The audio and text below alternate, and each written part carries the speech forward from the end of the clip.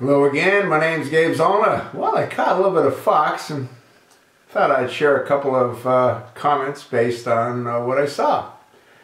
And they talked about Harry Reid, and they talked about his granddaughter, and they talked about what Harry Reid did. And what he did was he funneled campaign funds to a Ryan Elizabeth. He gave her a total of $31,000 over a couple of years. And he enlisted the campaign funds, or his office did, as gifts. Well, what he neglected to do was to include Ryan Elizabeth's last name. Ryan Elizabeth's last name is the same as Harry Reid's last name, Reid. Yeah, she's his granddaughter.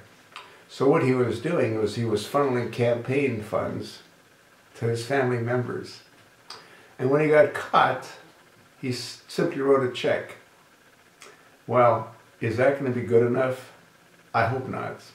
If it is, it's just another example of how the elitists can get away with crimes that you and I would be punished for.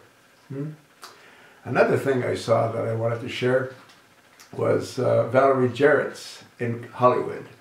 Yeah, now Valerie Jarrett travels at your expense with complete, full Secret Service detail. And she's not an elected official, she's simply a friend of Barack Hussein Obama. She's actually the one that supposedly introduced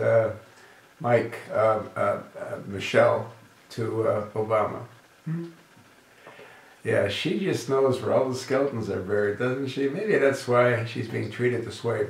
The question you have to ask yourself is, should her expenses become your responsibility? I'm inclined not to think so. What's she doing in Hollywood? Well, she's trying to convince writers and actors to support Obamacare. They're also going after sport athletes because sport athletes have a profound impact on the young.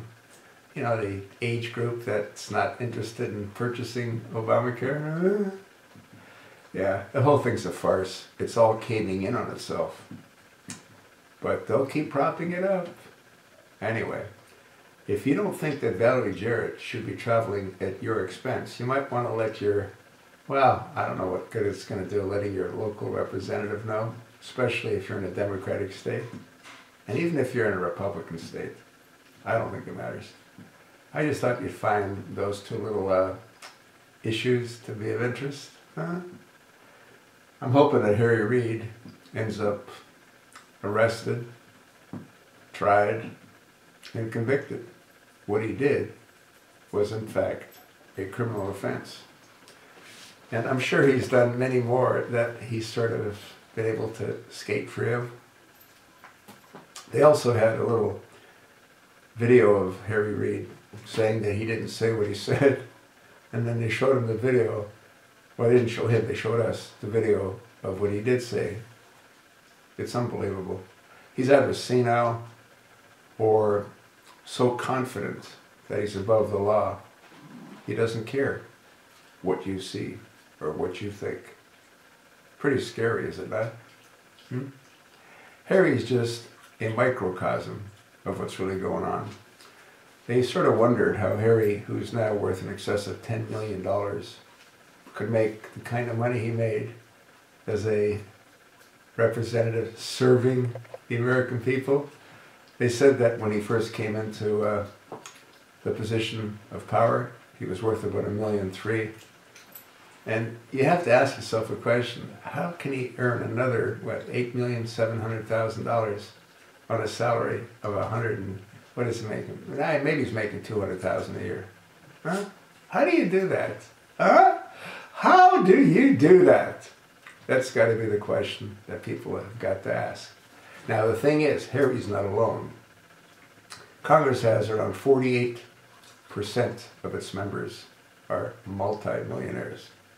And very few of them, very, very few, probably less than a handful, came in wealthy to begin with, like Darrell Issa, and like the Secretary of State who hooked into Heinz ketchup. The rest You have to wonder. Well, they use the same formula that Reid uses. It's called corruption. That's what it's called. Insider trading. Things that you and I would be sent to prison for. Folks, it needs a complete overhaul. You gotta gut Congress. There's really nothing worth saving except a handful. The rest, total garbage. Total and complete garbage. Like the administration. Huh? What do you think? I sort of told you what I think.